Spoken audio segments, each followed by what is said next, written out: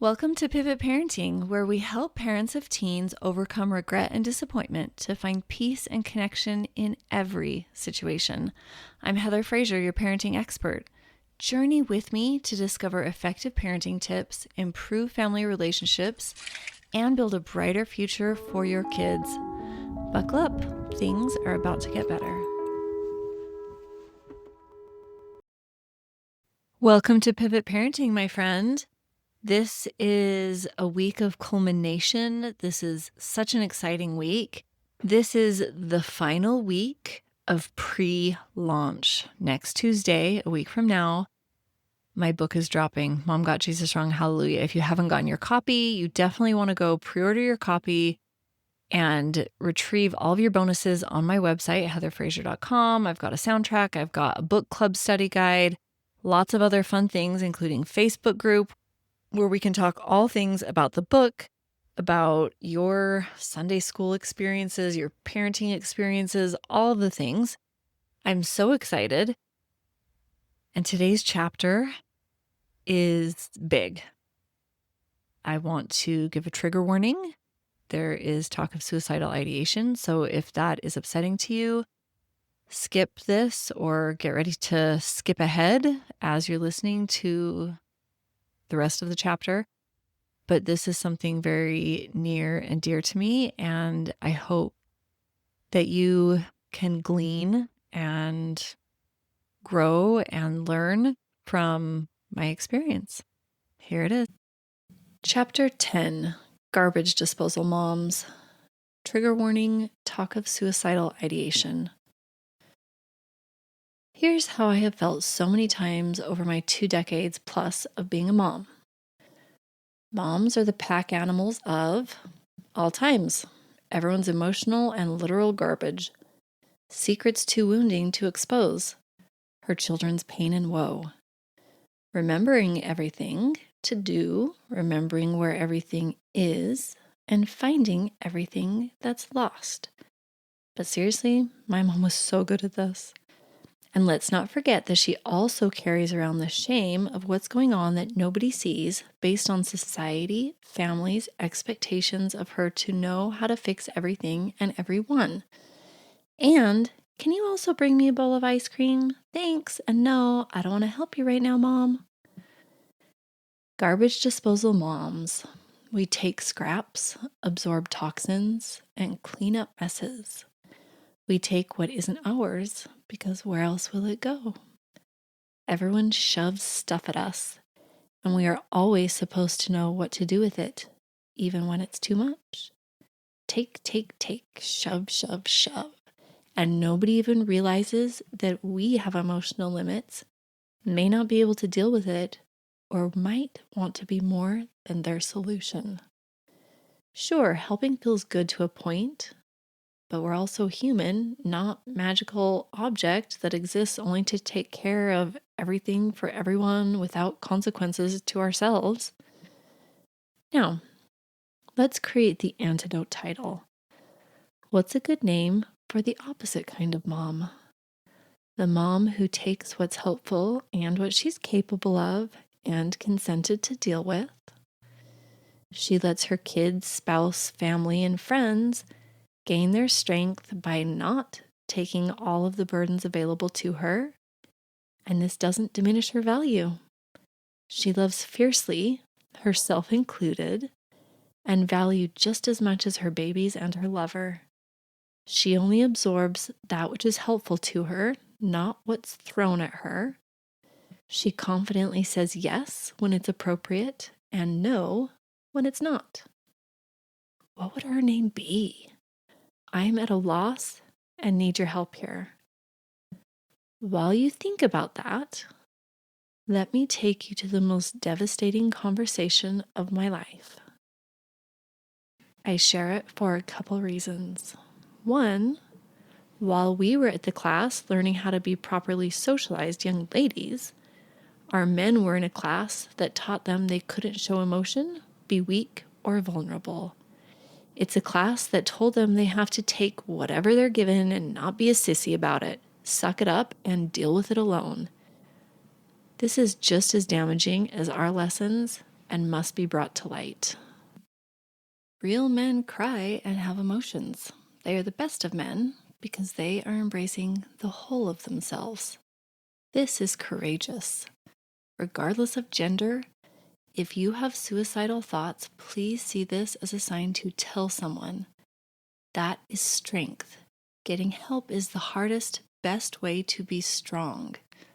You are not alone. Your family doesn't think they'd be better off without you. There is hope to feel better. Number 2, garbage disposal moms need a witness. We need our most tender, wounded spots to see the light. Whether they're directly related to our parenting or not, they impact our parenting because they impact us. We need others who have felt the same to mentor us through our darkest spaces. We need each other in supportive, nurturing ways. Heck, this is one reason I find myself sharing all of my wounds with you. I want you to see. I want to not feel alone in them. I want you to know you're not alone in yours. Life and parenting are both beautiful and traumatizing.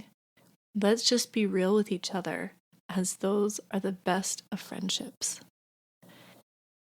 And so I make all of my friendships more real because what you're about to read, I've kept to myself until now. If you see me around town, if we walk, go to lunch, if we're friends, you will now know me better. I love you and wanted to tell you. I wanted to be seen and supported so badly. It wasn't mine. This was actually the last chapter I wrote and got my love's permission to publish. He gave me permission. He is brave and wonderful, and I can't imagine my world existing without him. But that's another book. We were lying in bed, lights out. This is how most of our most vulnerable conversations are. Somehow it seems easier. But not this time. Me. Do we need to get rid of the gun in our house? Him. Yes. Me. Have you come up with a plan to take your life? Him. I'm not stupid. I could easily figure something out. Me. There are no words as I am sucked into a bottomless black abyss. My world is crashing before me. The love of my life, my partner, my rock, has been hiding this heartbreaking, soul-maiming secret. Even with my training in mental health, I only got to the "do you have a plan" question before I broke. But let's be honest, I knew for a long time that he wasn't happy. I was just too wrapped up in another family member needing me every night for an hour or two for the better part of a year to calm down and feel safe from their mental demons for me to see my husband clearly. I was exhausted and depleted. Couple this with the fact that Lark and I's OB-GYN conversation was the same weekend I found out about my husband's suicidal headspace. I was a mess. I would go cry to my sister, and she would tell me that Lark would be okay. She'd seen enough that day at lunch to understand without needing an explanation.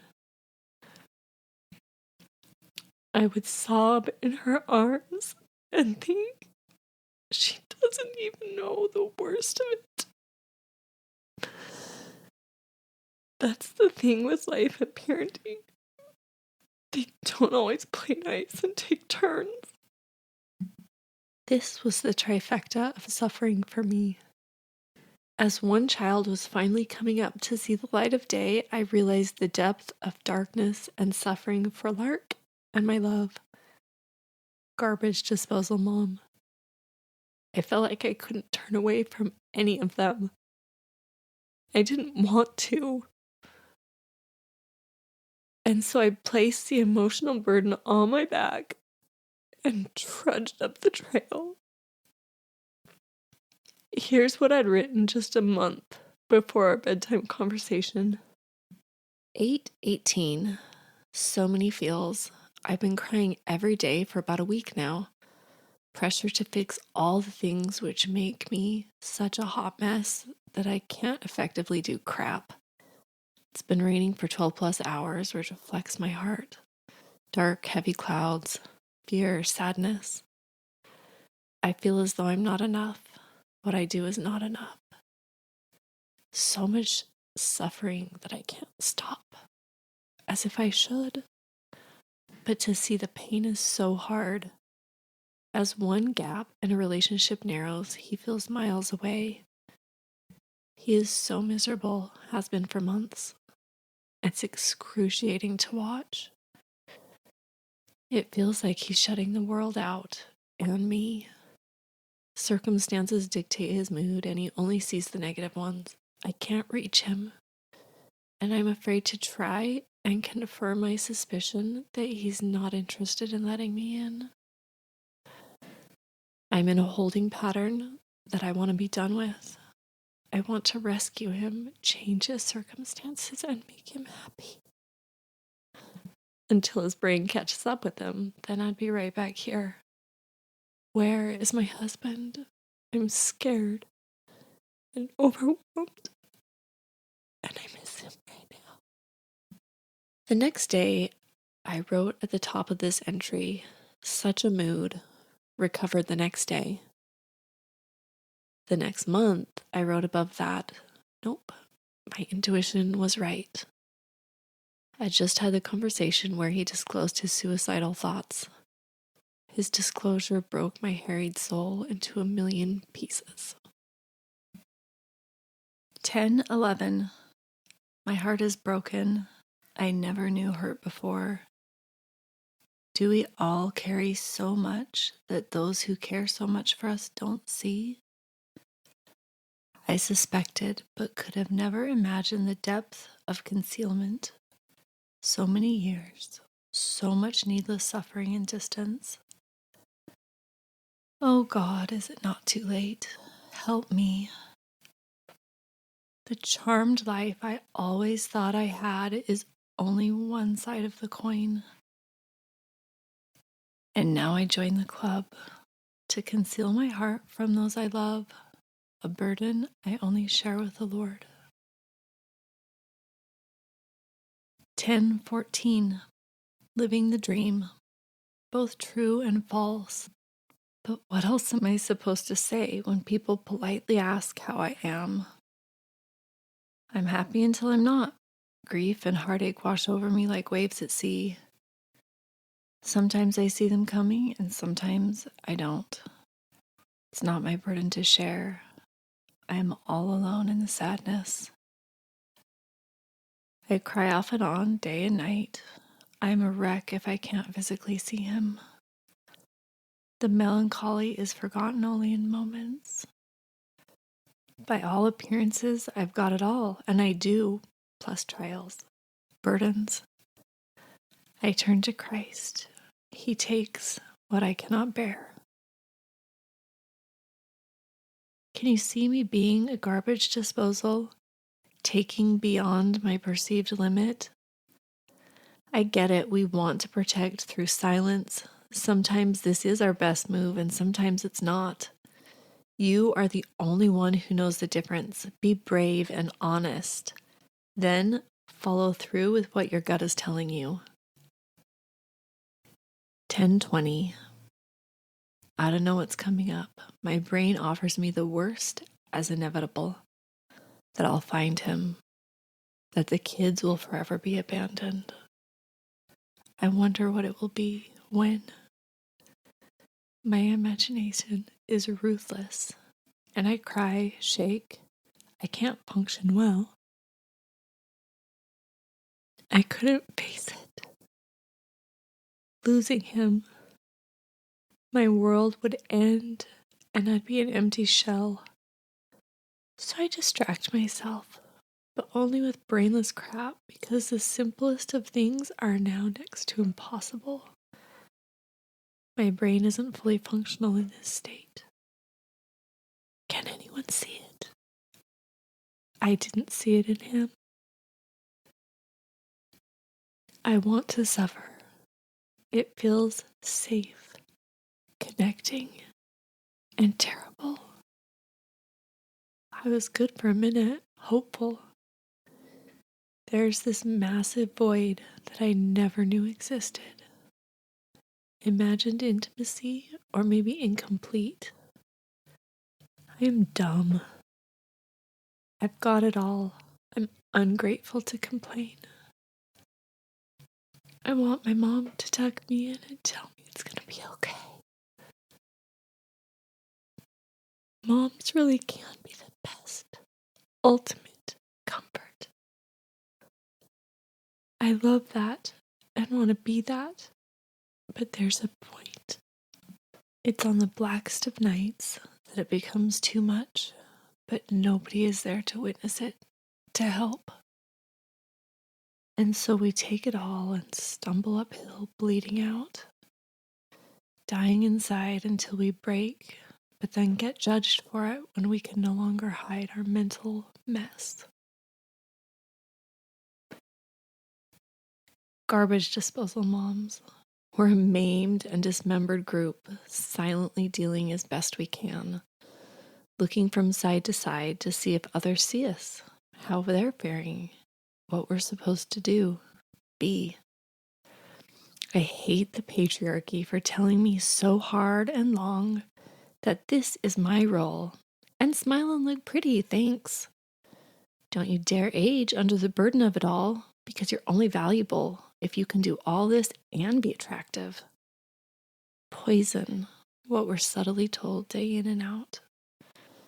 So every day I have to tell myself it's not my job, that even if I could do it all, it wouldn't be the most helpful in the long term for anyone.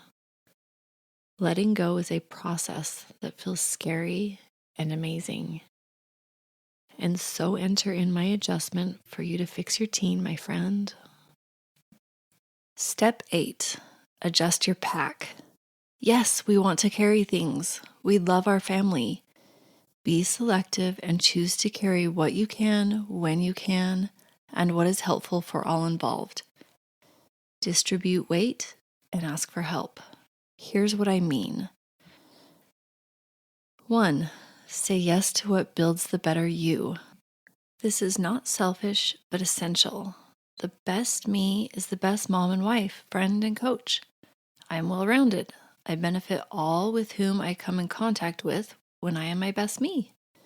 This is the most selfless thing we can do. Saying yes to control our image for others is fake. It's self-centered to focus on how we are perceived. Say no to everything that doesn't involve you and your loved ones. Beliefs, cultural and religious norms, tasks, jobs, relationships, and hobbies. This is your one life. Live it in a way that breaks your glass ceiling. Please note that I do not say what makes you happy, your best life, or that you can have it all. These are traps that lead nowhere good. Evolve. Become more than you thought. This is painfully invigorating, hard, and soul satiating. This leaves no space for coulda, woulda, shoulda. These parents have no regrets, despite the fact that none of us evade heartbreak and struggle with our teens or any other aspect of our lives. When you're contemplating death and life, it is very clear what is valuable. It's not what most of us prioritize. Let's change that. 2, don't buy into the lie that you have to be alone in your struggles. Yeah, maybe don't keep Facebook updates on everything. Oversharing isn't what I mean, but we need other humans. We need to feel seen and understood. We need to know that it will be okay, and if it's not, that someone has our back. We need to allow others to give and support us as much as we do for others. Parenting will overlap so many other life struggles. Nothing has gone wrong. We just need a more balanced approach. I'm forever grateful that my love got the help he needed once he brought his secret into my light. He's doing amazingly well because he finally mustered up the courage to admit there was a problem he couldn't fix. We are lucky. Most struggle to resolve similar struggles over years of trying different drugs and therapy approaches. The wounds are still raw for me. This was my hardest time being a human, and I was largely alone through it. I'm still super sensitive when I read him as unhappy. When I'm scrolling Instagram and a mother posts a picture of her husband with the kids before he took his own life, I flip. I'm good at helping my clients calibrate their nervous systems because I've had to fine-tune the art myself. This also makes me a better parent because I can easily identify and help my kids when their brains are freaking out. Life is full of intersections within faith, marriage, health, parenting, work, friends, and every other aspect. It's not uncommon for collisions of all these moving parts. Planning for and working through this is part of good parenting.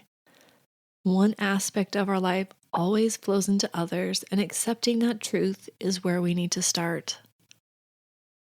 I know that sometimes it's not our secret to share.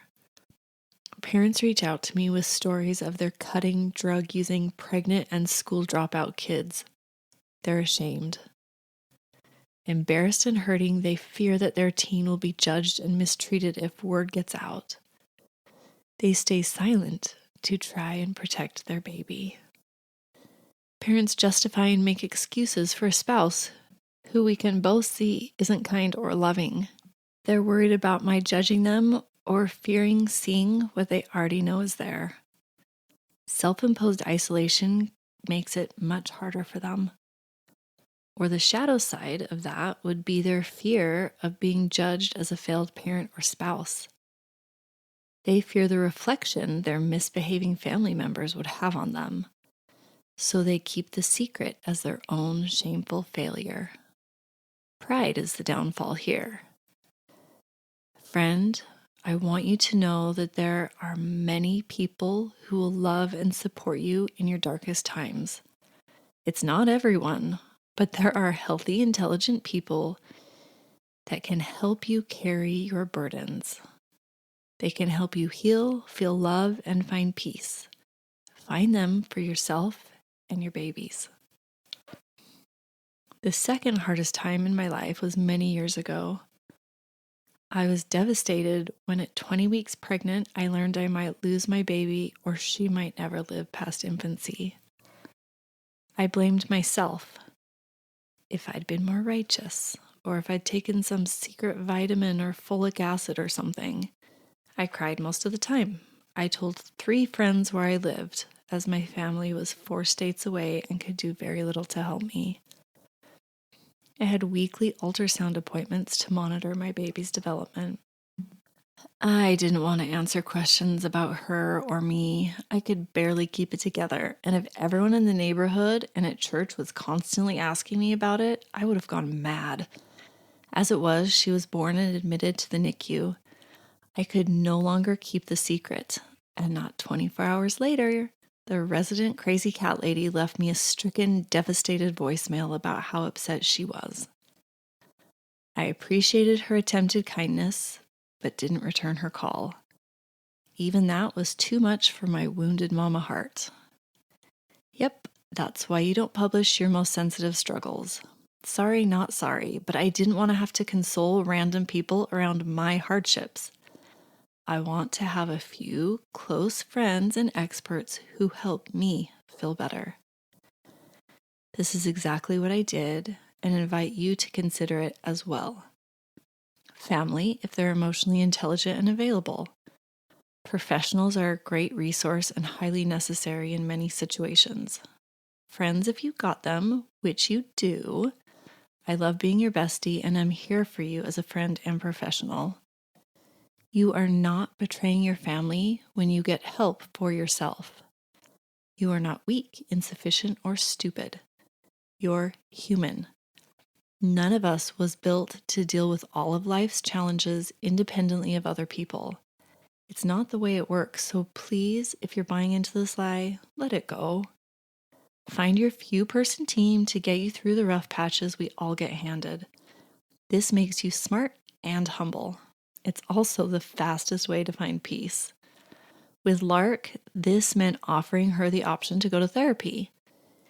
If I'm being totally honest, this low-key felt like I was inferior. A mom should meet all of her kids' needs, and I couldn't. Another lie I had picked up subconsciously. But I did the better thing and offered her professional help, which was the right move. Sharing with you my two hardest spots of life, I want to reiterate that you can't do it all and you don't need to. Let safe people witness you. Let them help you. Teach your kids that they don't need to support unhealthy social norms. Show them that getting help is smart, not weak or a betrayal. Yes, be selective, and yes, adjust your pack, giving some burdens to others, leaving some for later, and some are to never be picked up again. We are stronger together, I promise. XOXO. Before I get to the next chapter, I need to shake off the freak out feeling of standing so emotionally naked in front of you. I don't regret it because it's helpful for both of us. Just give me 5, please. I hope that this was a helpful chapter to you. I have had so many people, when I least expect it, show up at my door, see me at social things that know me personally, and they fall into my arms in tears, saying they're so sorry, they had no idea. I love it because I love that people are so into my book and they'll tell me that they've listened to this chapter or the book multiple times and they get so much out of it and they feel so seen and also so sorry. And the first thing that they ask, and perhaps the first thing that you are wondering, is how's your husband? How's everybody doing? I am so blessed to be able to say that we are the fortunate few where the first things that we look to try and solve the problem were really effective. Everybody is doing so good. And this dark, dark place that I was in, I hope to never return to, and I haven't been to for a long time. I wrote this book in 2023, and this journal entry was even older than that. While it still is triggering to me sometimes if people flippantly say things like, I just want to die or they should go kill themselves. I don't like hearing things like that. But I don't crumble into tears anymore, which is huge. So I just had to give you an update that I am so much better. My husband is so much better. We are in such a different spot. And I am just so grateful that I can share our experience to help others, because the crazy thing is, when you're in situations like that, you feel like you're the only one and you feel so isolated and disconnected. And so if through our story, we can help somebody to feel not as alone, not as disconnected, and like there can be hope, then my work is done. Heather is the one, an expert